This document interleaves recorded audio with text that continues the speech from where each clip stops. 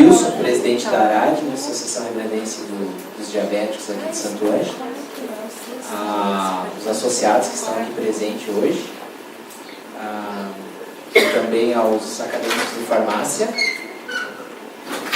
pela parceria e por essa mais atividade. Novembro é o Dia Nacional de Combate ao Diabetes, né? O Dia Internacional também, Mundial de Combate ao Diabetes. E essa atividade a gente faz, então, alusiva sempre a esse dia. Então, sendo rápido, né? Queria passar a palavra, então, ao Matheus Bertoldo, médico cardiologista, que fez sua especialização em cardiologia no Instituto de Cardiologia de Porto Alegre. E deixar ele bem à vontade aqui, seja bem-vindo. Tá? E uma palestra a todos. Obrigado. Então, meu nome é Matheus, trabalho aqui em Santo Ângelo desde 2013, eu sou natural aqui de Santo Ângelo, sou amigo de infância do Rômulo, filho da Dona Vera. Para vocês é a Prof. Vera, para mim é a Dona Vera, a Tia Vera. Tia Vera, por favor. Então, o Wilson intermediou esse nosso encontro, fazendo contato comigo para nós falarmos um pouquinho sobre o enfoque que o cardiologista dá na diabetes, qual a importância disso. E vamos, não quis trazer nenhuma informação muito aprofundada, mas alguns dados epidemiológicos para a gente ir entendendo a importância que a gente tem que dar para essa doença potencialmente muito grave, que é a diabetes, se não reconhecida ou se não tratada da maneira como ela merece ser tratada. Antes, só relatar uma conversa hoje de tarde no consultório, um paciente diabético, casualmente ele comentou que ele tem diabetes, mas ele não sabe o que fazer com relação à alimentação para diabetes, que ele fazia as coisas erradas porque ele não sabia o que era o certo e o que era errado. E até como uma brincadeira, comentei com ele, na verdade, só para ele simplificar, que todos nós sabemos mais ou menos o que a gente deve fazer na alimentação. Eu perguntei para ele, tu acha que o refrigerante é bom ou é ruim para te controlar a tua diabetes? Ele, é ruim. Tu acha que o pão branco é bom ou é ruim para a tua diabetes? Comer gordura, banha, que nem às vezes culturalmente muitas pessoas gostam de preparar seu alimento com banha, faz bem ou faz mal para a saúde? Comer uma salada, um legume faz bem ou faz mal para a saúde? Na verdade, todos nós mais ou menos sabemos aqueles cuidados que nós temos que ter. E às vezes a gente acaba não dando muita importância, a gente vai fazendo as coisas meio no automático, mas se a gente parar um pouquinho para pensar, todos nós temos uma boa noção de quais são os alimentos que fazem bem e quais são os alimentos que fazem mal na nossa alimentação de dia a dia. Então, quando a gente fala em cardiologia, que a gente quer fazer a prevenção, a gente pergunta para o paciente, você está vindo do consultório, qual o motivo que você está vindo do consultório? Eu quero fazer uma consulta de check-up, eu quero fazer uma prevenção. O que a gente busca prevenir em cardiologia, nesse perfil de pacientes? A gente basicamente quer, por meio do controle dos fatores de risco, diminuir a chance desse paciente ter um infarto, ter um acidente vascular cerebral ou ter uma morte súbita cardíaca. A gente vai ver que os principais fatores de risco que a gente busca controlar para isso aí são divididos em fatores não modificáveis, que envolvem história genética, história familiar, tendência genética e idade. Fatores de risco modificáveis que dependem basicamente de hábitos, então tabagismo, ingesta de álcool, exercício, alimentação, e cuidados, fatores de risco que dependem diretamente da ação do médico junto com o paciente para controlar certas doenças que vão precisar de tratamento farmacológico ou de alguma intervenção. Então, se a gente for ver o grande pilar para a maioria das doenças cardiológicas, acaba sendo boas medidas comportamentais. Então, não fumar, não ingerir álcool na quantidade inadequada, fazer exercício físico na quantidade adequada e ter bons cuidados alimentares. Então, a gente quer evitar isso aqui. Essa aqui é a posição típica. Se a gente abre um livro de semiologia e vai ler sobre sinais e sintomas do paciente com infarto, esse seria o chamado sinal de Levine, que é o paciente que chega com a mão, ou com o punho fechado, cerrado, ou com a mão espalmada, mas na região que a gente denomina de precórdio. Essa é a irradiação típica, normal, na maioria das vezes encontrada no paciente que tem uma dor que a gente vai pensar com maior probabilidade de ser uma dor de origem cardíaca. A gente costuma comentar aqui, do umbigo ao queixo pode ser coração, mas normalmente a dor do infarto acaba sendo na região esquerda do tórax, então na região do precórdio, tem uma irradiação para a região submandibular e com a mão espalmada, então ela se irradia pela face medial, então, do membro superior esquerdo. Esse aqui é um exemplo de o que acontece com a artéria coronária no paciente que está tendo infarto. Então, essa região aqui é a região de injúria isquêmica, é a região do coração que está infartando. Está infartando porque houve uma obstrução ao fluxo de sangue. Notem que esse paciente tem uma placa de gordura que não é crítica. Se isso aqui fosse uma imagem de cateterismo, seria classificada como 50%, 60% da luz do vaso obstruída, não seria classificada como uma lesão severa. Mas o que fez o paciente infartar é o trombo que se formou em cima de uma placa instável. Então, por isso que na epidemiologia a gente encontra informação que metade das pessoas que infartam nunca sentiram dor na vida. A primeira dor que eles estão sentindo é a dor do infarto. Ele não tinha uma lesão crítica. Essa placa de gordura não dificultava o fluxo sanguíneo de maneira que fizesse esse paciente ter uma angina aos esforços. Mas essa placa estabilizou, fez questão de minutos formar um coágulo em cima dela, e esse coágulo que funciona como rolha. Então, essa é uma placa que a gente colocaria um stent, a gente faria uma cirurgia, botaria uma ponta de safena. Não, porque não é uma lesão severa. Essa placa aqui precisa de bons controles sobre os fatores de risco. Idade não tem o que a gente fazer, história familiar não tem o que a gente fazer, mas medidas comportamentais tem o que a gente fazer. Controlar os fatores de risco depende da ação do médico, mas a gente vai citar algumas delas. Isso tem o que fazer. Então, essa placa, o que precisa é do controle dos fatores de risco. Essa aqui é uma imagem de cateterismo. Esse vaso ele continuaria, então aqui ele foi amputado porque o contraste ele não passa. Não passa porque existia uma placa funcionando como rolha. Então, daqui em diante o sangue não passa. Então, é só para exemplificar como que é a imagem no laboratório de hemodinâmica de uma coronária de um paciente que está infartando. Essa aqui é uma imagem, um corte de um cérebro com uma região isquêmica, de um paciente que sofreu um acidente isquêmico cerebral, um AVC isquêmico.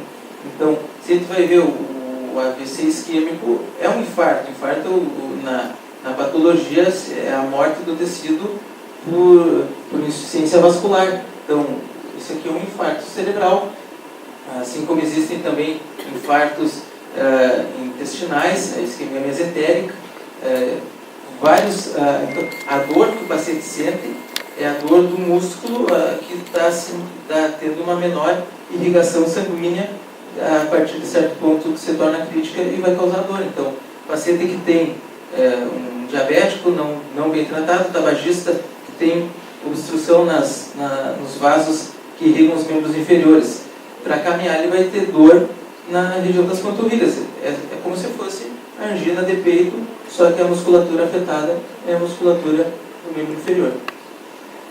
Aqui uma complicação que os pacientes com mau controle dos fatores de risco podem vir a enfrentar. Hoje o assunto principal da nossa palestra seria o diabetes. Então, se for ali na clínica renal e e perguntar para todos os pacientes que estão ali fazendo hemodiálise qual que é a doença que colocou eles em hemodiálise, a maioria deles vai dizer que é hipertensão ou diabetes. Então, são as duas principais doenças que vão colocar o nosso paciente 3 dias na semana, um turno a cada visita à clínica de hemodiálise, vai ficar tendo que fazer uma terapia de substituição renal, porque o seu rim não está suprindo bem as suas principais 3 funções que o nosso rim tem, que é eliminar água, eliminar as impurezas da urina e produção de hormônios.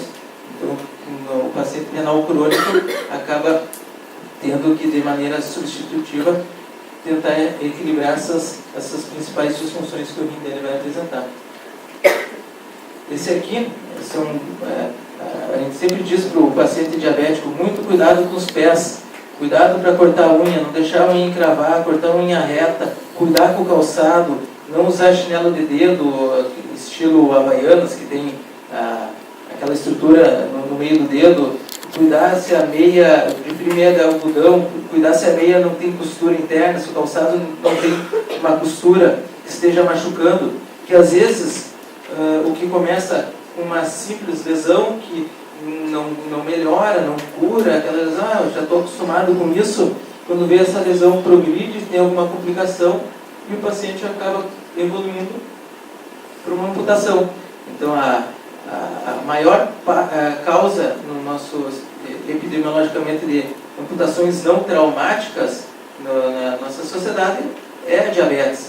A maior causa de cegueira não traumática é a diabetes. Aqui a gente tem uma imagem do fundo do olho, uma retina normal, com vasos formados de maneira adequada, e a retinopatia diabética tem os seus diversos graus de avanço da doença, mas acaba sendo novos vasos que vão se formando, são vasos que têm a sua estrutura muito frágil e muitas vezes acaba causando sangramentos a nível da retina, e isso que vai fazer nosso paciente perder a visão. Então, quando a gente ouve um paciente dizer, vou fazer um laser no meu olho, na verdade esse laser nada mais é do que tentar queimar, tentar cauterizar, usando um termo mais simples, esses vasos que têm uma tendência maior a ter uma complicação que faça ele perder a visão. Então, só para nós reforçar agora, então, em alguns números, qual é a importância de controlar os fatores de risco, e para isso a diabetes é um grande fator de risco que a gente busca controlar. A Organização Mundial da Saúde, transformando a estatística para o Brasil, no Brasil, a cada 2 minutos, uma pessoa morre de doença cardiovascular. Uma pessoa morre. A maioria das pessoas que têm doença cardiovascular não vão morrer. Hoje, a mortalidade do infarto, dependendo do que tu tem disponível para fazer o tratamento dele, vai oscilar entre 5% a 15%. Então a gente vai ver, no Brasil, a cada 2 minutos, uma pessoa morre de doença cardiovascular. Isso aqui é só para exemplificar a quantidade de doença que a gente tem. Uma das metas da Organização Mundial de Saúde é tentar fazer uma redução de 25% das doenças crônicas até 2025. A Organização Mundial da Saúde cita que 3/4 da mortalidade cardiovascular poderia ser reduzida por mudanças de hábitos de vida. Aqui a gente não está dizendo usar o remédio para pressão, a gente não está dizendo para fazer o tratamento de certa doença, a gente está falando em aquilo que é o básico, o alicerce da casa. Mudança de hábitos de vida, aquilo que depende do nosso dia a dia. Com orientação, muitas vezes, mas não fumar, não ingerir álcool na quantidade adequada, fazer exercício físico na quantidade correta, ter uma alimentação regrada. Então, aquilo que naquela imagem do coração infartado a gente tinha comentado, metade dos eventos cardíacos fatais ou não fatais acontecem em pacientes assintomáticos. Novamente, então, a importância do controle dos fatores de risco. A gente, nos nossos pacientes, a gente tem que buscar detectar a doença aterosclerótica significativa e também aqueles que são considerados equivalentes. Isso a gente vai ver, deixei destacado aqui, a diabetes é considerado um equivalente de doença aterosclerótica significativa. Então, o nosso paciente diabético, até se prova o contrário, é um paciente de alto risco e tem que ser manejado de maneira adequada. Se os pacientes não preenchem critérios para ser considerado automático um paciente de alto risco, a gente vai lançar mão de scores. A gente, depois de uma conversa detalhada, em que a gente tem informações sobre a saúde do paciente, existem calculadoras que a gente lança algumas principais informações e a gente vai reclassificar o paciente como sendo de muito baixo risco, risco intermediário, alto risco, e isso vai nos determinar, às vezes, metas diferentes para algumas doenças como nós vamos tratar. Fatores agravantes, história familiar positiva, então, com a nossa genética, por enquanto a gente ainda não tem muito o que fazer. Síndrome metabólica, que acaba sendo um conjunto que envolve obesidade central, níveis inadequados da pressão, triglicerídeo, colesterol HDL, que é o colesterol bom, são 5 itens, então a glicose, pressão, circunferência abdominal, triglicerídeo e colesterol HDL. Então, dependendo de como a gente pontuar esse paciente, isso vai ser classificado como portador do que a gente chama de síndrome plurimetabólica. Microalbuminúria, a gente deve lembrar que o paciente diabético, o diabético tipo 1, que acaba não sendo o nosso maior enfoque na prevenção cardiovascular, é um paciente de alto risco, mas no consultório do cardiologista, muito mais, a imensa maioria dos pacientes é o diabético tipo 2, é a doença do adulto. O diabético tipo 1 a partir de 10 anos do diagnóstico. O diabético tipo 2, não se sabe há quanto tempo ele tem diabetes, então a partir do momento do diagnóstico, uma vez por ano, tem que fazer um fundo de olho, buscando a retinopatia diabética para fazer seu tratamento adequado, e tem que ter uma dosagem de microalbuminúria. O primeiro sinal de dano renal causado pelo diabetes não é a perda de função renal, é começar a perder proteína na urina. A membrana que filtra a nível do néfron é como se fosse uma pilha, tem cargas negativas, as proteínas têm cargas negativas e se repelem. Então a doença renal, o primeiro sinal de doença renal é perder essa eletroseletividade, então tu começa a perder proteína na urina. Existem, além do bom controle da pressão, do bom controle da diabetes, existem remédios usados para controle da pressão que a gente prefere usar nesses pacientes que vão ajudar a dar uma controlada, reduzir, melhorar esses níveis. Hipertrofia de ventrículo esquerdo é um marcador de alto risco. Diabetes e hipertensão são os principais fatores de risco para isso. E marcadores inflamatórios que muitas vezes vão ajudar a nos classificar o paciente como sendo um paciente de alto risco. A proteína C ultrassensível, que às vezes tu vê ali no valor de referência, maior que tanto, risco de infarto, de vir um paciente no consultório apavorado, que deu um exame que diz que ele vai infartar. Proteína C reativa ultrassensível é um marcador de risco, é um exame que vai ajudar a nós classificar o paciente a como ajustar melhor o manejo de algumas drogas, assim como existem outros marcadores inflamatórios ou outros exames obtidos por meios de imagem que vão nos dar essa resposta. Índice de cálcio nas coronárias, medida pelo ultrassom de carótidas da espessura médio-íntima, muitas vezes o vascular faz a pesquisa do índice tornozelo braquial. Então, todos esses são maneiras que, junto com os marcadores inflamatórios, vão ajudar a gente a avaliar se o nosso paciente ele é de alto risco ou não. Então, olha só a importância. 2/3 dos pacientes com diabetes vão falecer por doença arterial coronariana ou doença cerebrovascular. A associação de diabetes com obesidade se usa, às vezes na literatura a gente vai usar esse termo, diabesity.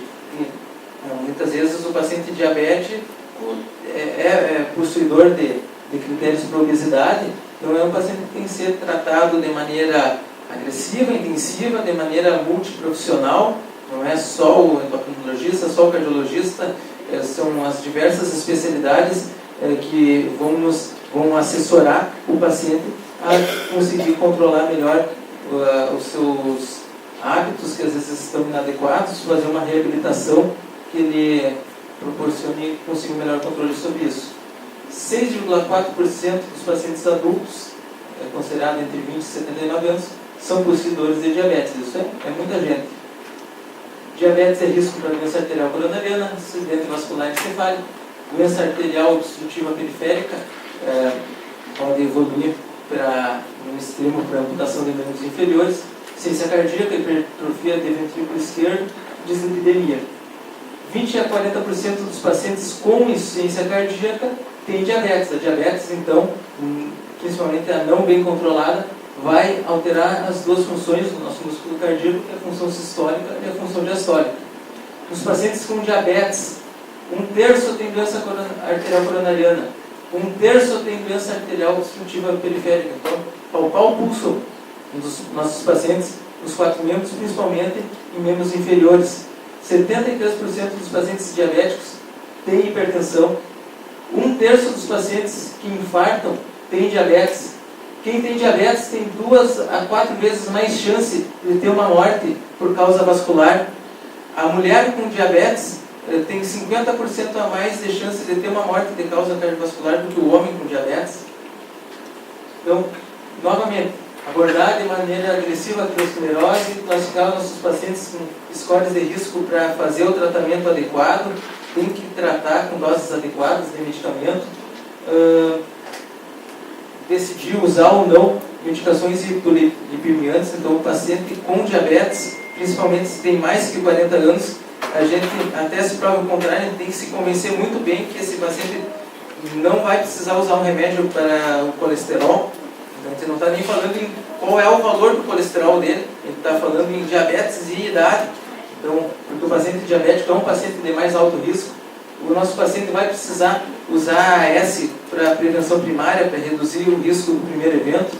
O nosso paciente diabético, dependendo de que idade ele tem, dependendo de outras doenças que ele tem, antes de começar um programa mais intensivo de exercício físico, vai precisar fazer um teste ergométrico para proteção do paciente, tentar se antecipar a algum problema, ou até ele receber uma orientação melhor de até que nível de intensidade de esforço ele pode fazer. Medicações antidiabéticas orais no paciente com doença cardíaca, dependendo de qual doença cardíaca o nosso paciente tem alguns remédios que são proibidos usar, ou proibidos dependendo do estágio que essa doença esteja. E outra, quase finalizando aqui a nossa palestra, às vezes é algo muito pouco valorizável, a gente não pensa, não comenta, mas tem que sempre pesquisar. Nosso paciente diabético tem muita desautonomia, então uma complicação pouco reconhecida, alto impacto na mortalidade. Quando diagnosticado, esse paciente tem o risco de ter uma morte cardíaca de 50% em 5 anos. E o que esse nosso paciente vai ter?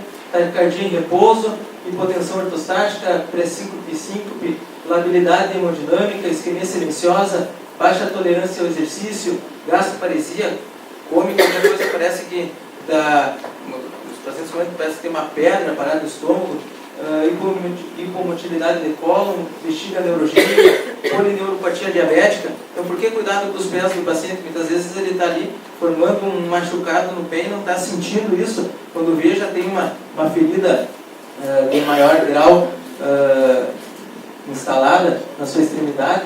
Então, alimentação, exercício, controle da pressão, controle do colesterol, controle glicêmico. Lembrando de mortes evitáveis, então, no momento da sua morte, o paciente que fuma, se não fumasse, teria 50% de chance de não estar morto naquele momento. Então, vamos parar de fumar. Obesidade, o Brasil é o 4º no mundo em prevalência de obesidade. O número de obesos já ultrapassa o baixo peso. Então, se for conversar com um pediatra, com alguém, um pediatra que faz puericultura, dependendo do contexto social que ele esteja inserido, a preocupação hoje é maior com a obesidade infantil do que com a desnutrição. A obesidade tem relação direta com hipertensão, dislipidemia, diabetes, doenças de aorta. Repetitivo, porque isso que é importante. Controlar o colesterol, controlar a diabetes. Por que será diabetes? 2/3 dos pacientes diabéticos no mundo estão em países em desenvolvimento. Sempre atentar para aquilo que a gente precisa fazer para controlar a síndrome plurimetabólica, redução de peso, redução de obesidade abdominal. Existem hormônios que são produzidos no nosso tecido adiposo abdominal. A gente costuma brincar que são as citocinas no mal, são citocinas que vão piorar, aumentar a resistência à insulina, vão reduzir a produção de insulina, vão piorar a pressão, vão aumentar a adesividade plaquetária a nível endotelial do vaso do nosso paciente. Então, diferenciar atividade física, exercício físico e esporte. Eu lido o dia inteiro nas atividades da casa, não é exercício físico. Eu fico o dia inteiro no campo, lá na lida da agricultura. Não é exercício físico, então tem que diferenciar a atividade física, exercício físico e esporte. Nós temos que incentivar o exercício físico. O mínimo seria atividades de nível moderado, 2 horas e meia por semana. Então, e lembrando, por isso que tem que ser repetitivo o assunto, porque mesmo sendo repetitivo, e no consultório a gente é repetitivo, os pacientes abandonam o tratamento, não valorizam a importância das coisas, que é algo mais impactante do que um paciente ter um infarto. Estudos epidemiológicos nos mostram que após 1 ano, 50% dos pacientes que sofreram infarto estão fazendo uso irregular da medicação. O paciente tem um evento drástico, a gente chega na emergência e pergunta: tu fumava, parou quando? Hoje? Então, eles estão motivados, depois de 1 ano, 50% deles não estão nem tomando as medicações de maneira correta, quanto mais fazendo exercício, preocupado com a alimentação. É isso.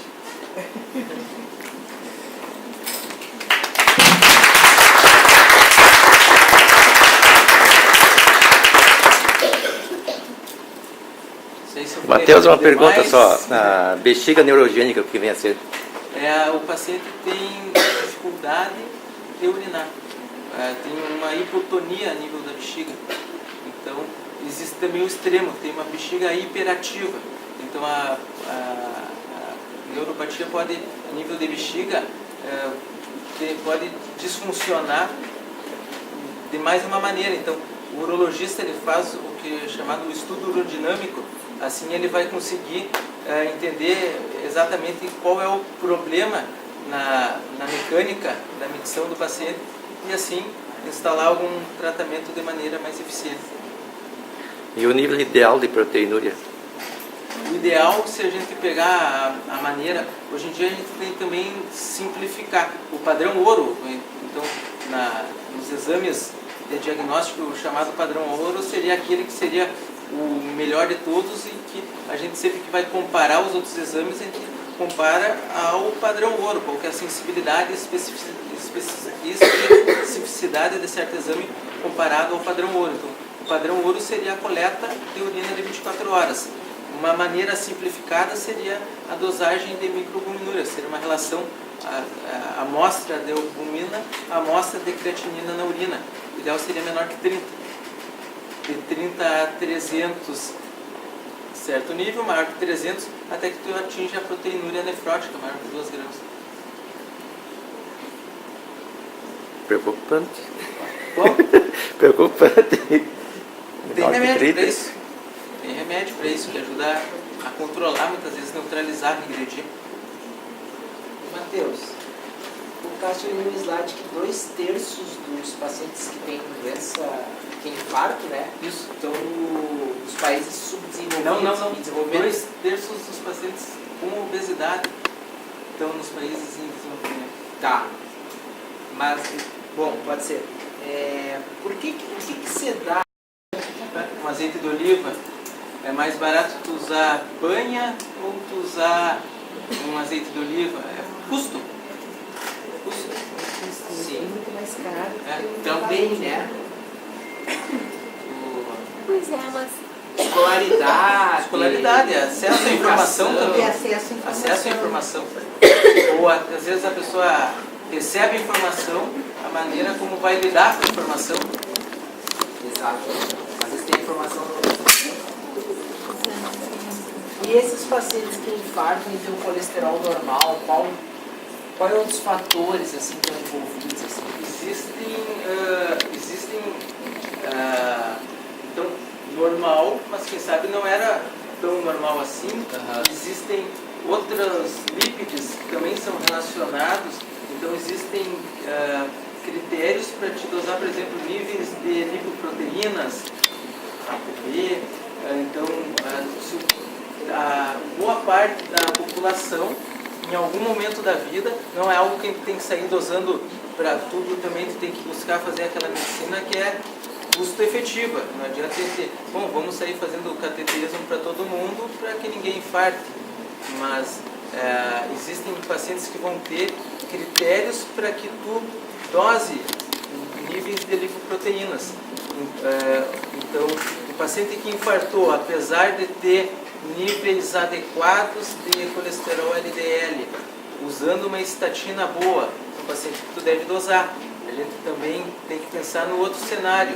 O uso de estatinas também pode aumentar os níveis dessas outras lipoproteínas. Então, quando tu enfrenta um paciente que começa a fugir do usual, tu começa a reclassificar ele e pensar em tratamentos diferentes que seria para 70%, 80% dos pacientes de determinada doença. Então, se a gente vai pensar em hipertensão, 90% dos pacientes hipertensos são classificados como hipertensão essencial. 10% dos pacientes hipertensos são classificados como hipertensão secundária, uma hipertensão que pode até ser curada, dependendo de qual é o motivo que está fazendo a estenose da artéria renal. Tu vai sair pesquisando para todo mundo causas de hipertensão secundária? Não. Por meio da entrevista clínica, tu vai obter informações que para determinados pacientes tu vai já numa primeira solicitação de exames discorrer a solicitação sobre exames para hipertensão secundária. Para outros tu vai esperar pistas dos exames básicos que seriam para todo mundo. Então existem os pacientes em que o tratamento acaba tendo que ser particularizado porque a sua doença de apresentação é diferente. Existem pacientes com hipercolesterolemia familiar que com 20 anos estão infartando. Então, existem perguntas naquilo que a gente conversa, história familiar. Tu tem alguém na tua família que já teve um evento coronariano? Eu tive um primo que infartou com 30 anos. Eu tive meu tio infartou com 25 anos. As informações começam a se mostrar e ele vai correndo atrás para confirmar o risco. Tu falaste em lipoproteínas, né? Então não seriam as habituais, né? Não seriam as habituais. Quais seriam assim que... A ApoB são as principais. Lipoproteína A seria a principal que busca dosar. Pessoal, uma pergunta? Na verdade, eu fiquei, enquanto tu falavas, né, eu fiquei pensando, a gente tem todo um movimento, tem vários alunos do estágio aqui, né, do sexto semestre. Nosso currículo mudou para acompanhar uma tendência da própria profissão, né, que é incrementar a parte do acompanhamento farmacoterapêutico. E aí, enquanto tu falava assim, mudar os fatores de risco, né, então alimentação, exercício. E eu fiquei o tempo inteiro me colocando como é importante a equipe multiprofissional para acompanhar e dar o apoio, né, para o paciente. Então... E às vezes tu, de maneira inadequada, tu começa a fazer a gente costuma dizer que não deve chamar de dieta. Uma alimentação regrada não é uma dieta. Tem pacientes que ao longo do segmento do consultório tiveram grandes perdas de peso por meio de medidas comportamentais e eles sempre ressaltam que eles não estão passando fome. Então, às vezes a gente cria uma marca, para comer certo é dieta, tem que passar fome. Não, comer correto não é passar fome, não é perder 10 quilos no mês, nem às vezes a gente é a perda gradual, a reeducação alimentar. Pois é, e daí eu fiquei pensando assim, a gente faz o trabalho focado no medicamento. Vocês têm um olhar para o diagnóstico e aí a gente olha a quantidade de hipertenso que não toma sua medicação, né?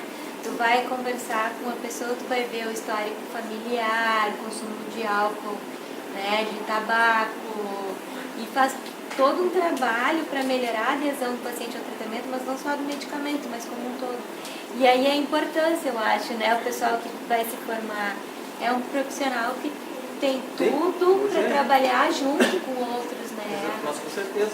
Na própria cardiologia, hoje a gente, algumas decisões na cardiologia, a gente usa o termo time cardíaco. Não é um cardiologista clínico, é o cardiologista clínico, o hemodinamicista, o cirurgião cardíaco, que juntos vão sentar e vão tomar uma decisão em conjunto. Hoje não tem mais uma figura do médico do interior que faz parte da anestesia. Faz tudo sozinho, né? O super-homem. O pediatra, o ginecologista, o anestesista, tudo ao mesmo tempo, não.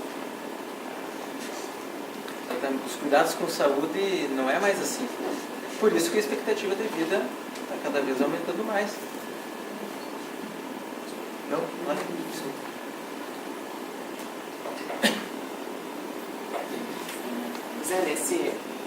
nesse inteirinho assim que a professora introduziu, né, a gente sabe que 60% dos pacientes hipertensos não têm a pressão controlada. Né, são dados do Ministério da Saúde, daquele trabalho do Telesaúde. É muita gente, né? Aí tem espaço para muito profissional de saúde atuar, enfermeiro, farmacêutico, educador físico, né? Porque com o exercício físico pode reduzir, a gente tem trabalho aqui da educação física do Sr. Kempler que mostra, né? A atividade física controlada, né? Consegue reduzir a PA. Com certeza. Pacientes na cardiologia, a gente usa muito a reabilitação cardíaca. Os fisioterapeutas com treinamento e atuação para reabilitar esses pacientes pós-infarto, pacientes com insuficiência cardíaca, pacientes em pós-operatório, das diversas indicações de cirurgia que existem.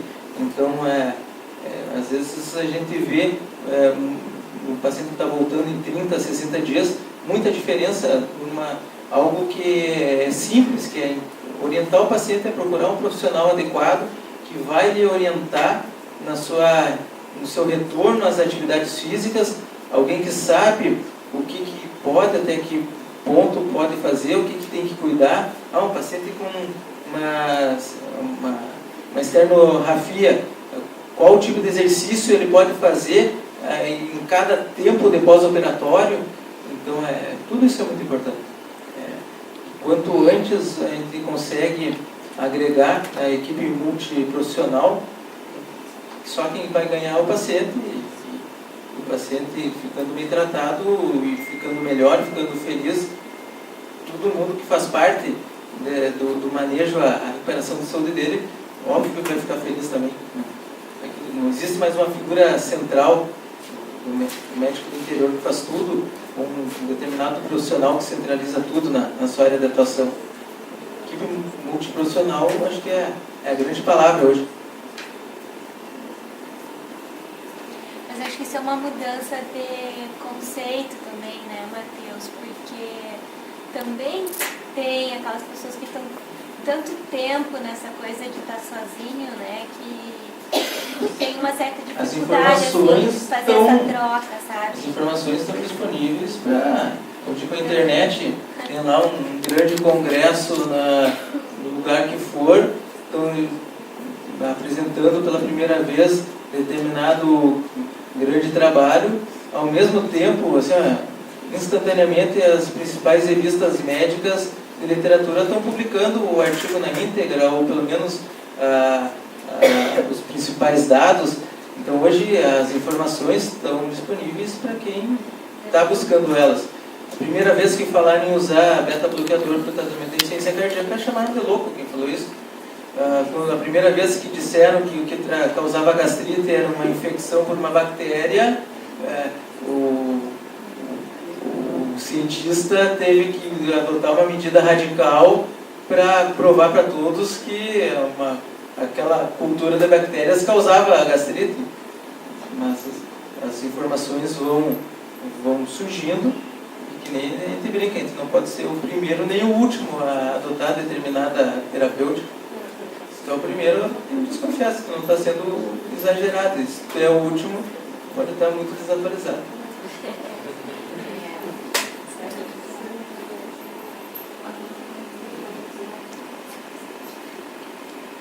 E ele perguntar o seguinte: uma pessoa com a pressão normal 12/7 pode sofrer um infarto? Pode sofrer um infarto. Então Mesmo com a pressão são normal. vários fatores de risco. A doença arterial coronariana é uma doença multifatorial, imprevisível. A gente busca diminuir ao máximo o risco dessa paciente ter um evento cardíaco. Mas, que nem a gente disse, existem dois fatores que são não modificáveis: idade e história familiar. Então, a gente não... vai ser impossível a gente zerar um risco do paciente de ter um evento cardíaco. É a mesma coisa que ele andar na estrada. Tem gente que anda a 80 por hora e se acidenta. Mas quem anda a 200 tem muito mais chance de se acidentar. Então, a gente tem que... os nossos cuidados de saúde seria como fazer a gente andar a 80 na estrada. Pode ser que a gente vá sofrer um acidente, mas o risco vai ser muito reduzido.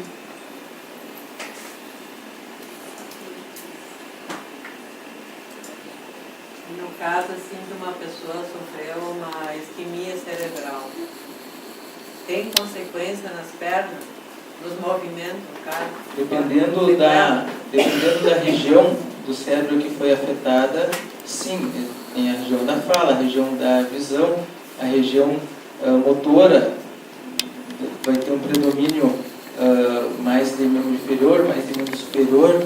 Qual é a localização, qual vai ser o lado afetado, com certeza. Aí a equipe multiprofissional é fundamental na reabilitação desse paciente. Quanto antes ele começar uma fonoaudiologia, quanto antes ele começar uma fisioterapia, além do tratamento farmacológico, são pilares fundamentais na boa recuperação desse paciente. Mateus, e assim, qual é o principal motivo dos pacientes não aderirem aos medicamentos? Custo, às vezes, a polifarmácia. Então, quando tu vê, tem um paciente hipertenso refratário, vai estar usando 4, 5, 6 medicações para hipertensão, diabético, usa 2 antidiabéticos orais, que infartou, então usa uma estatina, usa 1 ou 2 antiplaquetários, e daí tem uma arritmia, tem que usar um outro tipo de antitrombótico, que é o anticoagulante. Então, quando vê um paciente, facilmente fumou na vida, tem um DPOC, tem que usar uma medicação inalatória. Então, quando vê o teu paciente está usando 10, 11, 12 medicações, então existe um conceito que é a polipílula, né? Tentar concentrar mais medicamentos num único remédio. Hoje a gente encontra disponível no mercado comprimidos que possuem 3 antihipertensivos na apresentação de um comprimido de tomada única diária. Então isso vai facilitar do que um antihipertensivo que tem que ser tomado 4 vezes por dia, às vezes. Aqueles remédios que precisam ter um tempo maior livre da ingesta. Então, quando tu tem um paciente que toma um remédio às 8 da manhã, ao meio-dia, às 4 da tarde, às 20 horas, e daí tem que tomar o remédio da insônia. Então, quando ele está tomando em 6 horários no dia medicamento. Isso faz com que exatamente. Claro. Ó, E farmacêuticos, aí que vem o acompanhamento farmacêutico. Com certeza. vamos descobrir o medicamento, está tudo no sonho, usa uma vez por dia. Olha, a tecnologia farmacêutica tem ajudado bastante. Tem, ó, viu? Se é esse um dos motivos. É uma das grandes áreas de busca, né? Hoje em dia é o uso da polipílula, agregar o uso da tecnologia no atendimento do paciente, hoje com os celulares, com os aplicativos, cada vez mais isso aí vai ser cenário de... O senhor falou que o paciente abandona o tratamento, às vezes, por causa do custo do medicamento. Com certeza. E a gente tem dúvida, assim, que a farmácia substitui muito o medicamento. Hoje genérico por similar. Qual é a diferença, então, Na da dúvida- ação do genérico por similar Na dúvida, Comercial, no na caso. dúvida tem que pedir para falar com o farmacêutico do estabelecimento, tem que conversar com o seu médico. Existem trocas que podem ser feitas, outras que não vai ser tão adequado. Se tu pega um remédio para insuficiência cardíaca, que é o metoprolol, tem o succinato de metoprolol e o tartarato de metoprolol, são remédios diferentes, de benefícios diferentes. Então, às vezes o nome pode parecer o mesmo e o remédio ser diferente. que a própria farmácia às vezes substitui por similares, né? Então é bem mais barato e o senhor falou então. Ele tem que perguntar, pedir para falar com o farmacêutico, questionar o médico. Acho que hoje em dia é tão fácil tirar as dúvidas. Deixa o recado, que nem a gente vê lá no consultório, o recado que a secretária deixa, a paciente Vera quer saber se pode trocar tal remédio por tal. Hoje em dia é tão fácil conseguir tirar uma dúvida, ficar com dúvida é o que não pode acontecer. Mas o farmacêutico tem que estar preparado para...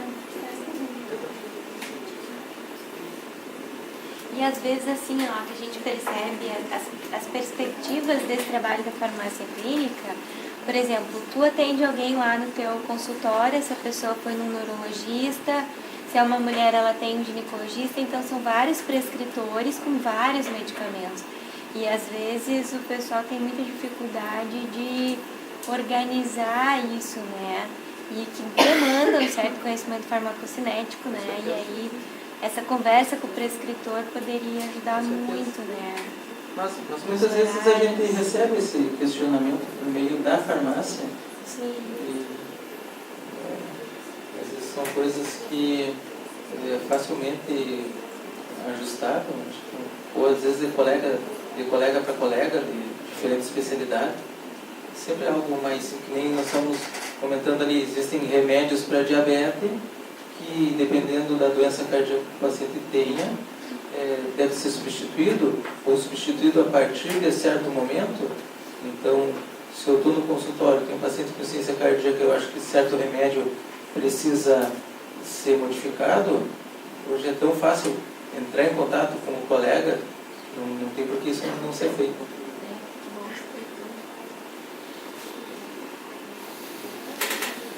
Matheus, tem uma pergunta. A utilização de estatinas, ela está sendo mais recomendada após a AVC ou mais preventivamente na clínica?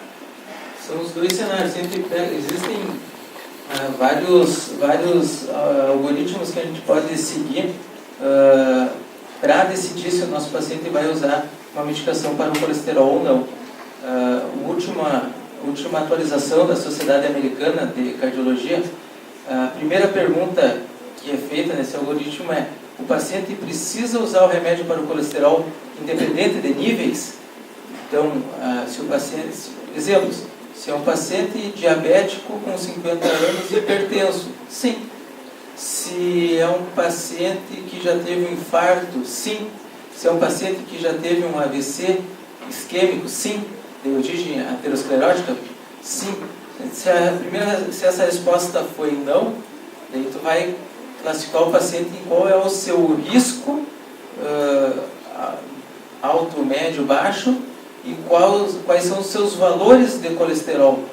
Daí, então, existem são dois grupos de pacientes diferentes. Então, existe o paciente que já tem a doença, que a gente vai chamar então de prevenção secundária, e existe o paciente que tu está buscando a prevenção primária, então, que depende de seus fatores de risco e os níveis de colesterol. Não sei se eu consegui responder. Era mais para ver o que Numericamente, é que normalmente a recomendação é para quando já apresenta algum problema, né, na prevenção secundária ou na prevenção. Não seria já uma prevenção, seria um tratamento, na verdade, né, para complicações. Mas eu vejo que muitos pacientes acabam usando preventivamente sem ter muitos agravos ou um paciente com, nem a gente comentou antes, um paciente com hipercolesterolemia familiar, em que na sua família várias pessoas infartaram com 20 anos, 25 anos, 30 anos, e tu pega ali, tu coloca ele na tabela para pontuar, e ele tem um moderado a alto risco de ter hipercolesterolemia familiar.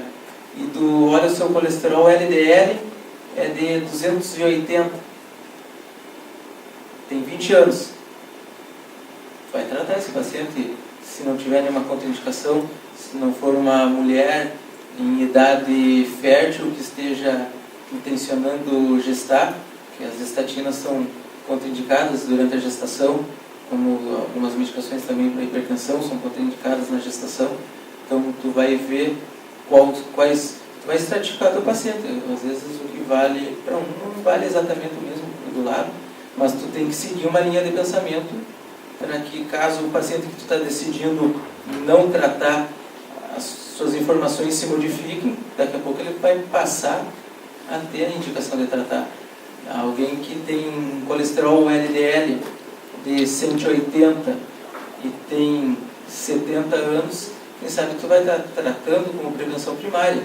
E se essa pessoa tem 30 anos, uma história familiar sem nenhuma outra informação, nenhuma outra comorbidade, provavelmente tu não vai estar tratando. Então, não é só o número do colesterol, para quem esse colesterol pertence.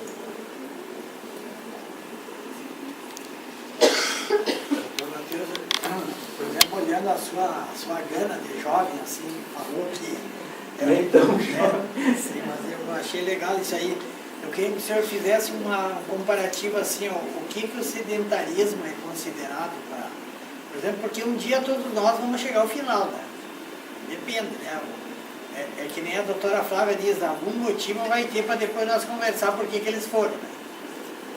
Que nem a nossa mãe, né, viveu 100 anos, né? Eu gostaria de ver assim, ó, por exemplo, o senhor como jovem, assim, olhando, qual é a importância que tem o exercício físico e qual é o malefício do sedentarismo hoje. Por exemplo, o senhor mostrou ali que as crianças estão mais obesas. No seu tempo, no meu tempo, quando a tia professora aqui era jovem também, né? A gente brincava muito mais e hoje os brinquedos são eletrônicos, né? Além de se alimentar melhor, a gurizada hoje brinca muito menos, gasta menos energia, né? Isso é uma realidade que está ali, né? Eu gostaria que o senhor fizesse eu gostaria de ver um comentário seu sobre o que o sedentarismo é de maléfico para nós dentro dessa história toda, né?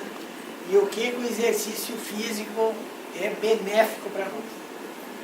Vai ajudar, tem a sua contribuição para redução de peso, dependendo da intensidade, vai ter seu componente de ajudar no controle da pressão, vai ter o seu componente de ajudar o teu sistema nervoso autônomo ter uma resposta melhor. Pega um sedentário e coloca ele caminhar numa esteira, num teste ergométrico, com 3 minutos já está com uma frequência cardíaca de 150, 160. Tu pega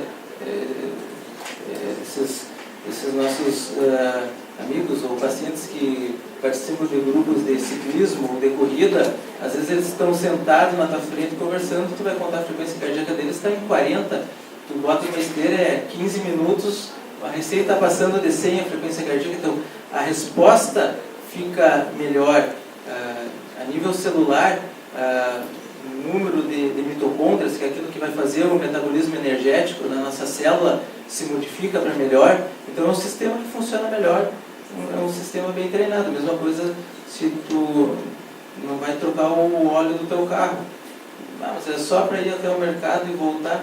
Mas é um sistema que funciona pior, gasta mais combustível, polui mais.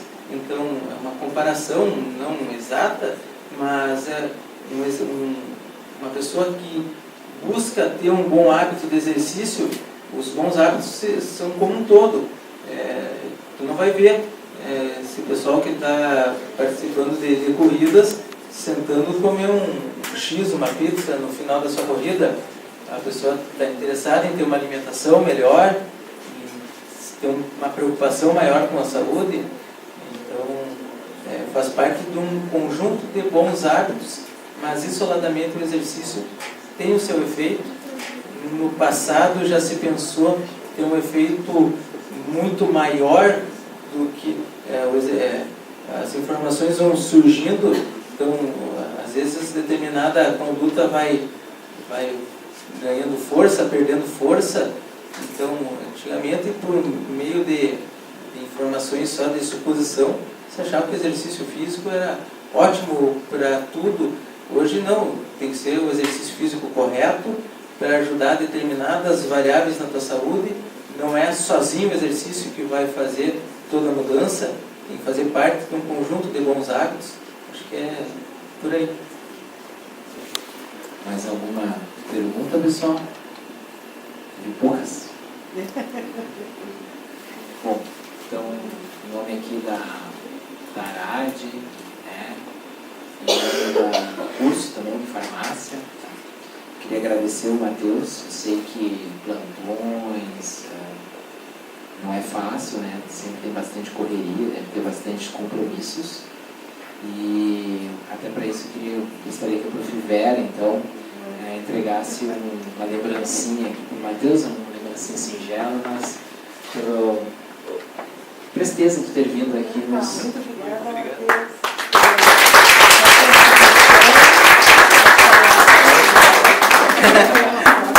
Isso, eu gosto de